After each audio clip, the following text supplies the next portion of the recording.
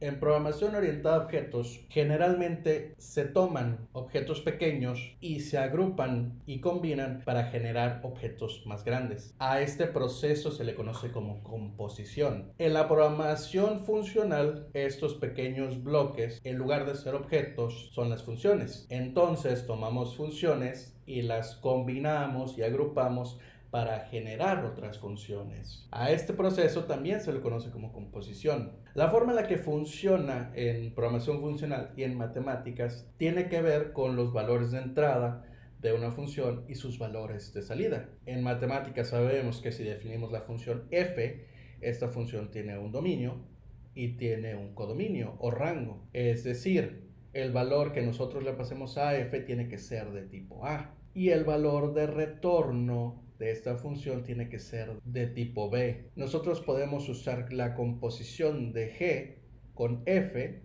para generar una nueva función H que acepte un valor de tipo A y regrese un valor de tipo C. Aquí tenemos tres funciones: add2, que recibe un número y regresa un número; toString, que recibe un valor de tipo A en este caso representa cualquier tipo de dato y regresa un string; y la función twice, que acepta un número y regresa un número.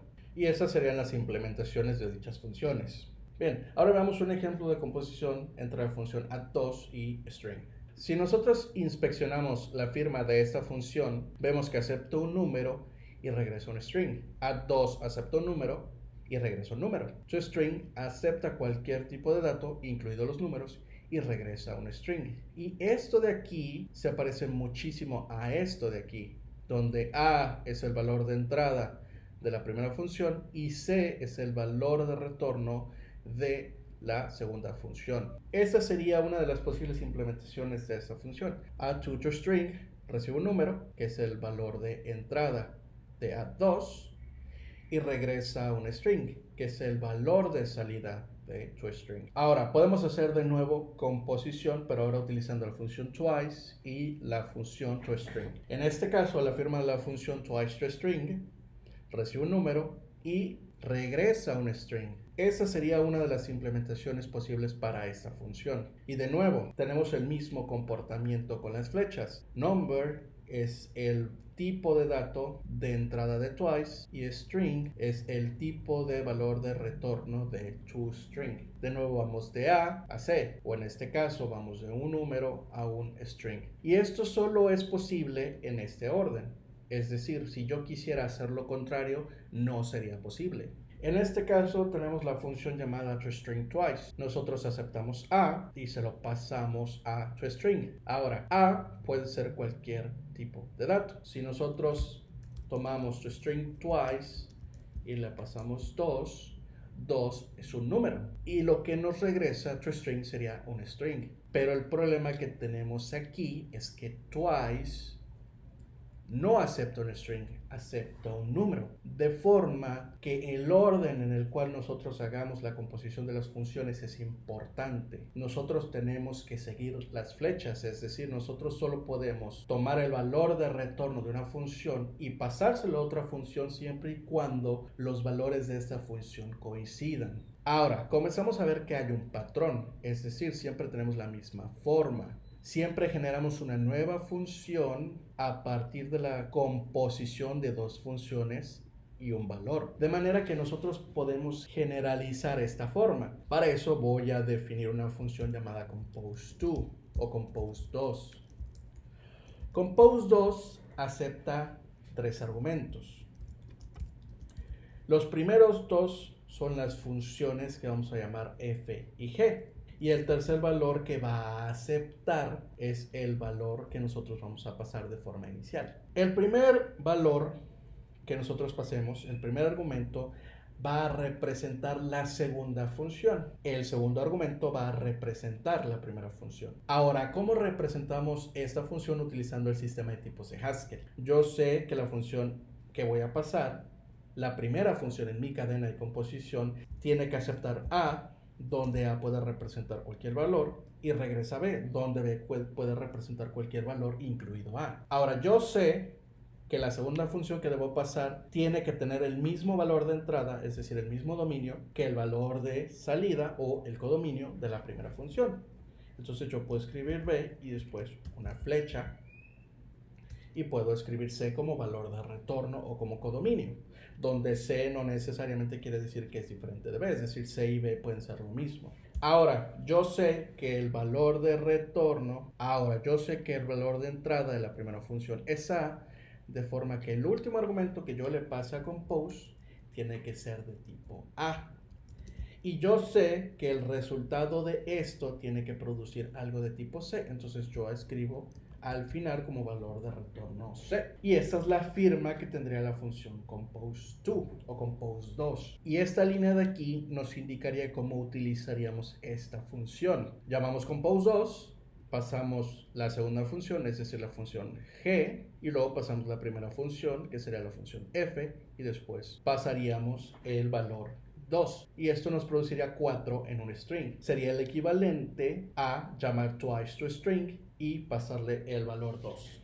Ahora, aquí tenemos un pequeño problema, y es que compose aplica directamente el valor que estamos pasando a twice y to string. En este caso de aquí, nosotros estamos generando una nueva función a partir de la composición de otras dos funciones. Entonces, para tener este comportamiento que nos permita generar funciones a partir de la composición de otras funciones, tenemos que cambiar un poco nuestra función compose2. Para empezar, ahora en lugar de regresar directamente el valor c después de aplicar g de f de x, lo que vamos a hacer es que esta función acepte primero las funciones y después regrese una función que acepte el valor x, y esta función, al ser ejecutada, regrese el valor esperado. Es decir, vamos a mantener esta parte, solo que aquí en lugar de tener una coma, vamos a poner un paréntesis y aquí vamos a colocar una flecha. Y en la implementación vamos a quitar esta coma y la vamos a reemplazar por otra flecha. Ahora, al utilizarla, lo único que tenemos que hacer es remover esa coma y poner otro par de paréntesis. Y esto de aquí genera una función a partir de la composición de estas dos funciones, a la cual nosotros le podemos pasar un valor. De manera que yo puedo reemplazar la implementación de twice to string de esta forma a esta de aquí. Y lo mismo con add to string. Puedo reemplazar esta implementación de aquí por esta implementación de acá. Voy a mover compose arriba. Y listo. Tenemos dos funciones, add to string y twice to string, generadas a partir de la composición de dos funciones. Ahora, tenemos otro problema. Compose2 solo funciona con dos funciones. Si nosotros quisiéramos componer o hacer composición de tres funciones, tendríamos que definir una función compose3.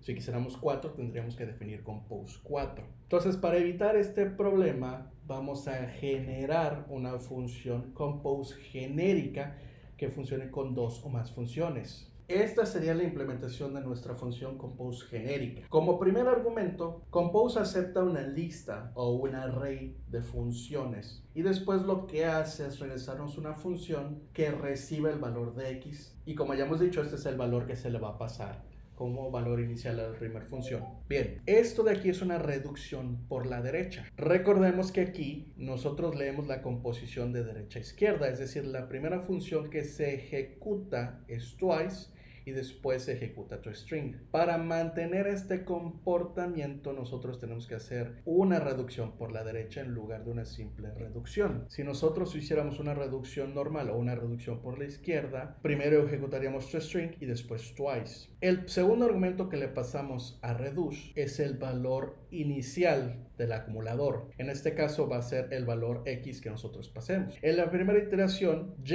es el valor de x. Y el segundo argumento es la primera función del array de funciones que estamos pasando.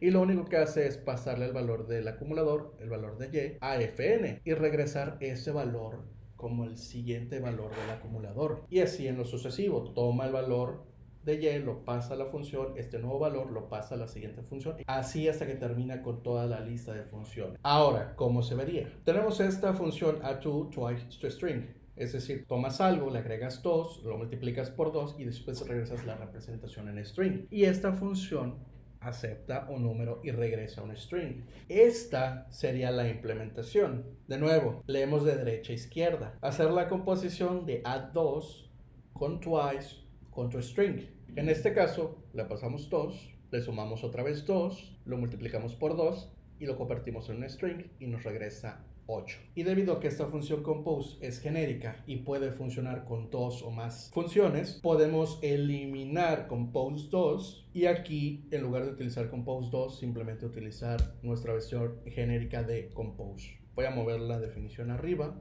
para no generar problemas.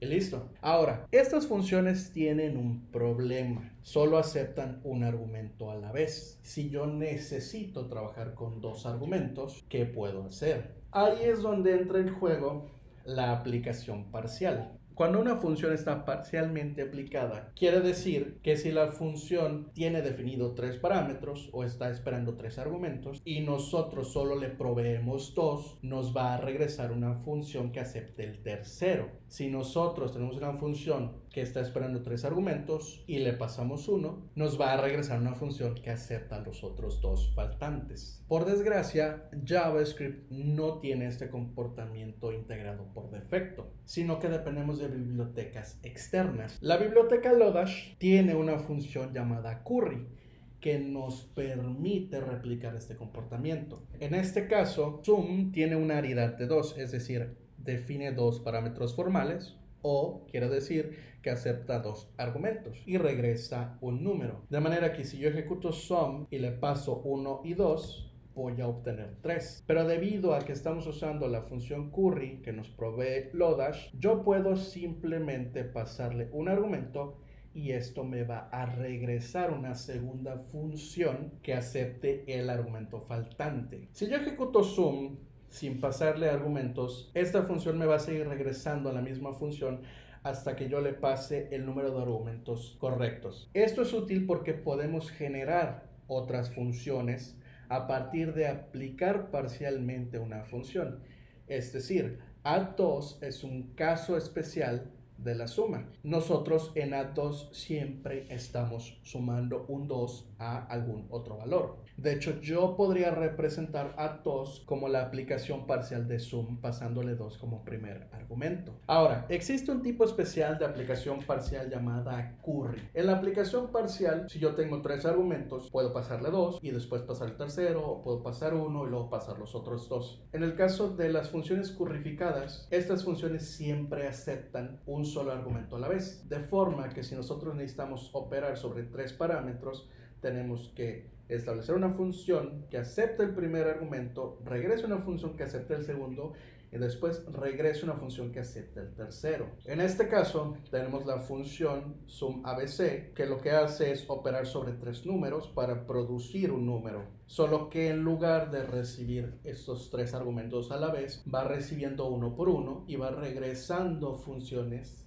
de esta forma. De manera que si yo ejecuto sumABC se vería de esta forma. Ahora, ¿qué tiene que ver todo esto con la composición de funciones? Si recapitulamos un poquito, vemos que la limitante que tiene el uso de compose es que nosotros solo podemos operar con funciones que acepten un argumento a la vez. De manera que si yo quiero operar con 2 o 3 argumentos o más argumentos, yo necesito currificar o aplicar parcialmente estas funciones. Veamos de nuevo el ejemplo de esta función, add2 twice to string. Agrega 2, duplícalo, conviértelo en un string. En este caso nosotros estamos utilizando una función muy específica que se llama add2, que como ya habíamos dicho es el producto de la aplicación parcial de otra función llamada sum. El problema en este caso es que si yo quisiera trabajar con una variación parcialmente aplicada de sum, yo tendría que definir otra función para esto. Supongamos que esta variación es add 3 o add 3. En lugar de aplicar parcialmente sum con 2, hacemos la aplicación parcial pero con 3. Yo tendría entonces que escribir definiciones de funciones por todas y cada una de estas variaciones. Para evitar esto, pues yo simplemente me ahorro estas definiciones y agrego las aplicaciones parciales en línea, es decir, donde yo las vaya a utilizar. De esta forma. Ahora, en lugar de definir una función llamada add2, que es la aplicación parcial de suma con 2, puedo establecer aquí esta expresión que me va a regresar una función parcialmente aplicada. De manera que si yo quiero, ahora en lugar de sumar 2, quiero sumar 3, no necesito crear una nueva definición, simplemente puedo cambiar el lugar en el cual estoy haciendo uso de la aplicación parcial de esta forma.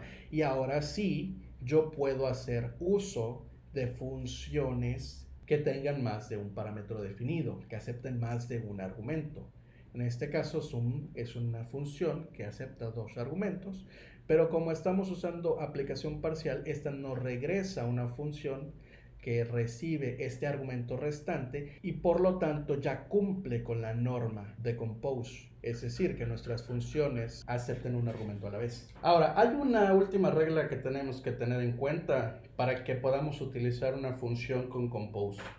Y es que si esta función está parcialmente aplicada, tiene que seguir un patrón llamado dataLast. En este caso, tenemos la función prop, que recibe un string como primer argumento y que después recibe un objeto como segundo argumento y nos regresa el valor que está asociado con esa llave en ese objeto. Esta sería la implementación si nosotros quisiéramos aprovechar la aplicación parcial utilizando la función curly de Lodash. Bien, ahora supongamos que tenemos el objeto John, que tiene la propiedad name, John Doe, y que tiene un objeto nesteado llamado address, que tiene un número y que tiene una calle. Lo que nosotros queremos hacer en este caso es generar una función a partir de la composición de otras dos funciones que nos permita obtener la calle en la que vive John. Vamos a llamar a esta función getStreetName. Sabemos que va a recibir un objeto, en este caso a este objeto le vamos a llamar user y lo que va a hacer es regresar un string. Esta es la implementación de nuestra función getUsername. Prop es una función parcialmente aplicada, de manera que si yo solo le paso address me va a regresar una segunda función que va a obtener un objeto. Lo mismo sucede aquí. Al aplicarla parcialmente utilizando street, lo que va a hacer es esperar un objeto que tenga esta propiedad y me va a regresar el valor que tiene asociado con street. A la hora de ejecutar getUsername y pasarle John, obtenemos St. Patrick. En este caso, la función prop sí sigue el patrón de la dataLast, donde los datos, es decir, el objeto sobre el cual estamos trabajando, siempre se pasa como último argumento. ¿Cómo se vería esta función si nosotros no siguiéramos el patrón dataLast? Lo primero que voy a hacer es cambiar el orden de los parámetros. Ahora voy a recibir primero el objeto y después voy a recibir la llave. Ahora, a prop yo necesito pasarle el usuario, pero el usuario no está definido en ningún lado. Entonces, getUsername tiene que recibir explícitamente ese usuario para que yo pueda pasarlo aquí. El segundo prop recibe como input el resultado de esta función de aquí. De manera que yo tengo que tomar este bloque de aquí y ponerlo aquí. Aquí tenemos ahora otro problema. Compose debería funcionar con 2 o más funciones, pero de momento solo estoy pasando una. Y de hecho, esta operación de aquí, esta expresión de aquí, no genera una nueva función, sino que produce un resultado. De manera que yo ya no necesito utilizar compose. De forma que esta versión de aquí es incompatible con el uso de compose. Entonces vamos a regresar a la versión anterior. Ya como último, quiero hablar de un estilo de programación que se llama point free o programación tácita. Y la programación tácita tiene 2 sencillas reglas. La primera, las funciones que nosotros definimos o definidas por el usuario deben ser creadas a partir de la composición de otras funciones. En este caso, la función que nosotros definimos, getStringName, es una función producida a partir de la composición de otras funciones. En este caso, de aplicar parcialmente prop con strict y aplicar parcialmente prop con address. De manera que esta función de aquí sí sigue la primera regla. La segunda regla es que los call points deben ser implícitos. El call point no es nada más que los argumentos sobre los cuales nosotros operamos. Sabemos en este caso que getStringName recibe un usuario, pero en esta definición, es decir, en la forma en la que nosotros lo estamos implementando, no está descrito explícitamente ese usuario. Si nosotros quisiéramos volver ese call point explícito, tendríamos que hacerlo de la siguiente forma. Tendríamos que definir de forma explícita una lista de parámetros formales y tendríamos que nosotros operar de forma explícita con ese parámetro formal, es decir, necesitamos realizar una operación de forma explícita. Tenemos que decir explícitamente que este parámetro formal user se lo pasamos a compose. Si nosotros regresamos a la versión anterior, el call point, es decir, el parámetro formal que nosotros definimos para getStringName, es implícito, no está aquí en ningún lado de forma explícita definido. Y es aquí donde el sistema de tipos de Haskell brilla, porque al tener estas pequeñas anotaciones, yo sé que getStringName recibe un usuario y regresa un string y nos ayuda a aliviar ese problema que generan los call points implícitos en los que yo no sé sobre qué demonios estoy operando. Y eso es todo. Esa es la base de este estilo de programación llamado Point Freestyle Programming.